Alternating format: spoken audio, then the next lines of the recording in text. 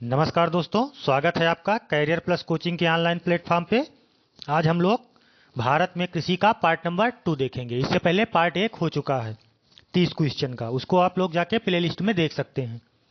तो चलिए शुरुआत करते हैं। वीडियो शुरू करने के पहले चैनल को सब्सक्राइब और वीडियो को लाइक अवश्य करें। चलिए शुरुआत करते हैं। आज का पहला क्वेश्चन है, निम्न में से गन्ने की खेती के लिए सबसे उपयुक्त मिट्टी कौन सी है? काली मिट्टी, दोमट मिट्टी, चूना विहीन मिट्टी, बलुआ मिट्टी। तो गन्ने की खेती के लिए सबसे उपयुक्त मिट्टी दोमट मिट्टी है, विकल्प बी। बढ़ते हैं अगले क्वेश्चन की तरफ। विश्व में गन्ने का सबसे बड़ा उत्पादक देश कौन सा है? भारत, बांग्लादेश, चीन, ब्राजील। तो विश्व में गन्ने का सबसे बड़ा उत्पादक देश ब्राजील है, भारत दूसरे नंबर पर है। तो सबसे बड़ा उत्पादक देश कौन सा हो जाएगा? ब्राजील। बढ़ते हैं अगले क्वेश्चन की तरफ। भारत का गन्ना उत्पादन में विश्व में कौन सा स्थान है? तो भारत का गन्ना उत्पादन में विश्व में दूसरा स्थान है, पहले स्थान पे ब्राजील है, विकल्प बी। बढ़ते हैं अगले क्वेश्चन की तरफ। गन्ने की खेती के लिए उपयुक्त वर्षा की मात्रा है 100 से 150 सेंटीमीटर, 200 से 250 सेंटीमीटर, 300 से 350 सेंटीमीटर, 100 सेंटीमीटर से कम। तो सबसे उपयुक्त वर्षा कौन सी है? 100 से 150 सेंटीमीटर, विकल्प ए। न ज्यादा वर्षा होनी चाहिए न कम वर्षा होनी चाहिए, मध्यम वर्षा चाहिए। भारत में सोयाबीन का सर्वाधिक उत्पादन किस राज्य में होता है? गुजरात, राजस्थान, पश्चिम बंगाल, मध्य प्रदेश। तो सोयाबीन का सबसे बड़ा उत्पादक राज्य मध्य प्रदेश है, विकल्प डी। बढ़ते हैं अगले क्वेश्चन की तरफ। भारत में जूट का सर्वाधिक उत्पादन किस राज्य में होता है? पश्चिम बंगाल में। बढ़ते हैं अगले क्वेश्चन की तरफ। निम्न में से जूट की खेती के लिए सबसे उपयुक्त मिट्टी कौन सी है? काली मिट्टी, दोमट मिट्टी, चूना विहीन मिट्टी, लाल मिट्टी। तो जूट के लिए सबसे उपयुक्त मिट्टी दोमट मिट्टी, विकल्प बी।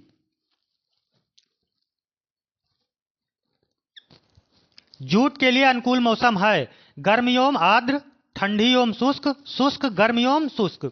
तो जूट के लिए सबसे अनुकूल मौसम कौन सा है? गर्मी एवं आर्द्र, मतलब बरसात भी अच्छी होनी चाहिए और वातावरण गर्म होना चाहिए, विकल्प ए। बढ़ते हैं अगले क्वेश्चन की तरफ। चावल का सबसे ज्यादा उत्पादन निम्न में से कौन सा राज्य करता है? तो चावल का सबसे ज्यादा उत्पादन पश्चिम बंगाल करता है। भारत में कपास का सर्वाधिक उत्पादन किस राज्य में होता है? गुजरात, राजस्थान, पश्चिम बंगाल, मध्य प्रदेश। तो कपास का सर्वाधिक उत्पादन किस राज्य में होता है? गुजरात में। काली मिट्टी में कपास सबसे अधिक होता है। गुजरात एवं महाराष्ट्र में कपास की खेती की जाती है, जिसमें से गुजरात में सबसे ज्यादा की जाती है। धान में खैरा रोग होता है, देखा होगा आप लोगों ने, धान की पत्तियों में एक खैरा रोग हो जाता है। किसकी कमी से? नाइट्रोजन की कमी के कारण, जस्ता की कमी के कारण, पोटेशियम की कमी के कारण, आयरन की कमी के कारण। तो किसकी कमी के कारण यह खैरा रोग हो जाता है? जिंक की कमी के कारण, जस्ता की कमी के कारण। बढ़ते हैं अगले क्वेश्चन की तरफ। भारत का कौन सा राज्य आर्किड स्टेट के नाम से जाना जाता है? महाराष्ट्र, मध्य प्रदेश, उत्तराखंड, अरुणाचल प्रदेश। अच्छा, ये आर्किड क्या है? आर्किड एक फूल की प्रजाति है, ठीक है। ये एक फूल होता है 3 पंखुड़ियों वाला, जो 12मासी फूल होता है, ठीक है। ये 3 पंखुड़ियां इसमें होती हैं। ये एक फूल की प्रजाति है। ये सबसे अधिक कहां पाई जाती है? अरुणाचल प्रदेश में।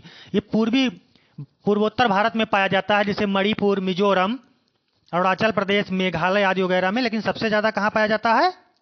अरुणाचल प्रदेश में। इसीलिए अरुणाचल प्रदेश को आर्किड स्टेट के नाम से जाना जाता है, विकल्प डी। बढ़ते हैं अगले क्वेश्चन की तरफ। निम्न में से कौन रबी की फसल नहीं है? यह रबी की फसल है। गेहूं, सरसों, जूट, चना। तो कौन सी फसल रबी की फसल नहीं है? गेहूं, सरसों, चना ये रबी की फसल है। जूट जो है ये खरीफ की फसल है। रबी की फसल कब बोई जाती है? अक्टूबर नवंबर में। और कब काटी जाती है? मार्च अप्रैल में। और खरीफ की फसल मई जून में बोई जाती है और सितंबर अक्टूबर में काटी जाती है। बढ़ते हैं अगले क्वेश्चन की तरफ। रबी फसल की बुआई कब की जाती है? तो रबी फसल की बुआई कब की जाती है? अक्टूबर से नवंबर। विकल्प सी। निम्न में से कौन खरीफ फसल नहीं है? गेहूं, धान, गन्ना, बाजरा। तो धान, गन्ना, बाजरा ये खरीफ की फसलें हैं, गेहूं जो है ये रबी की फसल है। विकल्प ए। बढ़ते हैं अगले क्वेश्चन की तरफ। सुपारी का सबसे बड़ा उत्पादक राज्य है महाराष्ट्र, कर्नाटक, उत्तराखंड, अरुणाचल प्रदेश। तो सुपारी का सबसे बड़ा उत्पादक राज्य कौन सा है? कर्नाटक। विकल्प बी। निम्न में से कौन नकदी फसल नहीं है? गन्ना, कपास, जूट, धान। गन्ना, कपास, जूट ये नकदी फसल है और धान जो है ये व्यापारिक फसल में नहीं आती है, ये जीविकोपार्जन के लिए की जाती है, खाद्यान्न फसल में आती है। तो धान खाद्यान्न फसल है, नकदी फसल नहीं है। भारत का सर्वाधिक खाद्यान्न उत्पादन करने वाला राज्य महाराष्ट्र, कर्नाटक, उत्तर प्रदेश, अरुणाचल प्रदेश। तो सर्वाधिक खाद्यान्न उत्पादन करने वाला राज्य उत्तर प्रदेश है, लेकिन प्रति हेक्टेयर क्षेत्रफल में पूछेगा तो पंजाब। किस राज्य को भारत का धान्य भंडार के रूप में जाना जाता है? महाराष्ट्र, पंजाब, उत्तर प्रदेश, अरुणाचल प्रदेश। तो किसको जाना जाता है? पंजाब को। पंजाब में प्रति हेक्टेयर ज्यादा उत्पादन होता है। विकल्प बी। गेहूं का प्रति हेक्टेयर ज्यादा उत्पादन होता है, जबकि सबसे ज्यादा उत्पादन उत्तर प्रदेश में होता है। भारत में कपास का सर्वाधिक उत्पादन किस राज्य में होता है? तो कपास का सर्वाधिक उत्पादन किस राज्य में होता है? इन विकल्पों में से बताना है। कर्नाटक, राजस्थान, पश्चिम बंगाल, मध्य प्रदेश। तो विकल्प में से कर्नाटक हो जाएगा सही। वैसे तो गुजरात में होता है सर्वाधिक उत्पादन, लेकिन इन विकल्पों में कर्नाटक सही हो जाएगा। बढ़ते हैं अगले क्वेश्चन की तरफ। भारत में कपास का सर्वाधिक उत्पादन किस राज्य में होता है? कर्नाटक, केरल, पश्चिम बंगाल, असम। तो किसमें हो जाएगा इन विकल्पों के हिसाब से? असम।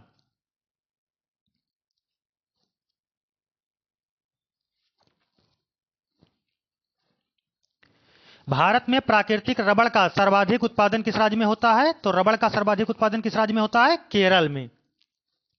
विकल्प बी। दुग्ध उत्पादन में भारत का विश्व में कौन सा स्थान है? तो दुग्ध उत्पादन में भारत का विश्व में कौन सा स्थान है? पहला स्थान है। पशुधन में भी भारत पहले नंबर पर है, और फल एवं सब्जियों में भी भारत पहले नंबर पर है। गोभी में पहले नंबर पर है। भारत में ऑपरेशन फ्लड की शुरुआत कब की गई थी? ऑपरेशन फ्लड किससे संबंधित है? दुग्ध उत्पादन से। सन 1970 के आसपास की गई थी। और ऑपरेशन फ्लड श्वेत क्रांति चलाई किसने थी? डॉक्टर वर्गीज कुरियन जी ने। तो विकल्प बी सही हो जाए, सी सही हो जाएगा। 1970 में ऑपरेशन फ्लड की शुरुआत की गई थी। ऑपरेशन फ्लड संबंधित है बाढ़ नियंत्रण से, मत्स्य उत्पादन से, नदियों के आपस में जोड़ने से, दुग्ध उत्पादन से। तो ऑपरेशन फ्लड दुग्ध उत्पादन से संबंधित है। विकल्प डी। भारत में श्वेत क्रांति के जनक S K. Bhardwaj, B. Kurien, Swaminathan, S S. Rao. तो स्वामीनाथन जी हरित क्रांति के थे और वर्गीज कुरियन जी श्वेत क्रांति के थे। विकल्प बी। बढ़ते हैं अगले क्वेश्चन की तरफ। भारत में कितने प्रतिशत लोग कृषि पर आश्रित हैं? तो भारत पर 52% लोग जो हैं वो कृषि पर आश्रित हैं।